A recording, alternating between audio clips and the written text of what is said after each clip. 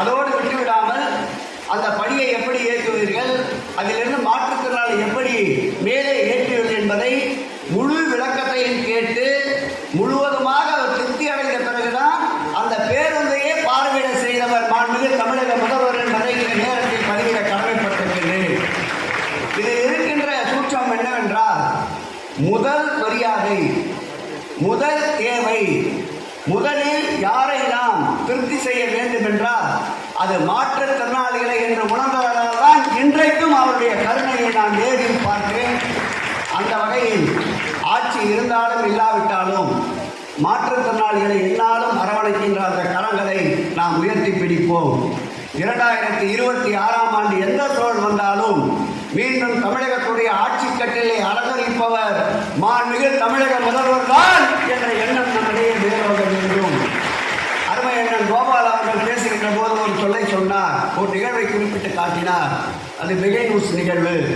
அது எனக்கு முன்பாக அவர் பேசிவிட்டு வந்துவிட்டார். எனக்கு பின்பாக அருமை அண்ணன் கணேசன் அவர்களும் மனோ பங்கராஜ் அவர்களும் பேச வேண்டியிருந்தது. அதில் மேயர் அவர்களும் பங்கேற்கின்ற நிகழ்ச்சி, அவர்கள் வேலை நிறுத்தத்தின் காரணமாக அந்த நிகழ்ச்சிக்கு வரவில்லை. எனக்கு பேசியவர்கள் நான் நன்றி சொன்ன பிறகு நட்புக்கு யாரை சொல்லுவீர்கள் என்றால் நான் தளபதி என்று சொன்னேன். இன்றைய தலைவர்கள் யாரை சொல்லுவீர்கள் என்றால் அதில் ஒரு நடிகருடைய படத்தை காட்டினார்.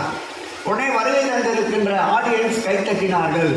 கைத்தட்டியவுடன் நாம் ஏதோ பயந்து வீழ்ந்து மேடை விட்டு இறங்கி விடுவோம் என்று நினைத்தார்கள். நிமிர்ந்த நடையும் நேர்கொண்ட பார்வையும் கொண்டு நிலத்தில் யாருக்கும் அஞ்சா சேர்க்கை கொண்ட மாவீரன் தலைமையிலே நடைபெறுகின்ற இயக்கம் அல்லவா இந்த இயக்கம்.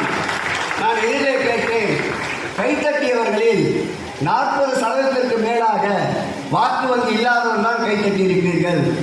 நீங்கள் கைத்தட்டி ஆரவாரம் செய்தீர்களே, இதே மேடையில் சவாலிட்டு சொல்லுகிறேன், இந்த தமிழகத்திற்காக, இந்த நாட்டிற்காக அவர் ஆற்றிய சேவைகளை பட்டியலிட்டு சொல்லுங்கள்.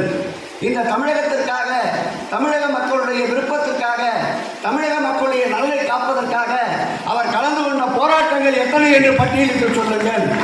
இது ஒரு 75 ஆண்டுகள் கடந்த திராவிட இயக்கம். இந்த இயக்கத்தில் இப்படிப்பட்ட கூச்சல் கூப்பாடுகள் விசில் சத்தத்தால் இந்த இயக்கத்தை முடித்துவிட முடியாது, முடக்கிவிட முடியாது. தொடர்ந்து இந்த இயக்கம் பயணிக்கும். இப்படிப்பட்ட கூச்சலுக்கு மத்தியில் மாண்புமிகு தமிழக முதல்வர் 2026ஆம் ஆண்டு மே மாதம் அரியணை அழகிருப்பார் என்று ஓங்கி கொண்டு கொடுத்து வந்தேன். சத்தமிட்ட குரல் அடங்கிவிட்டது, கைத்தட்டிய கரங்கள் ஓய்ந்து விட்டது. நன்றி வணக்கம் என்று மேடையில் இருந்து இறங்கினேன்.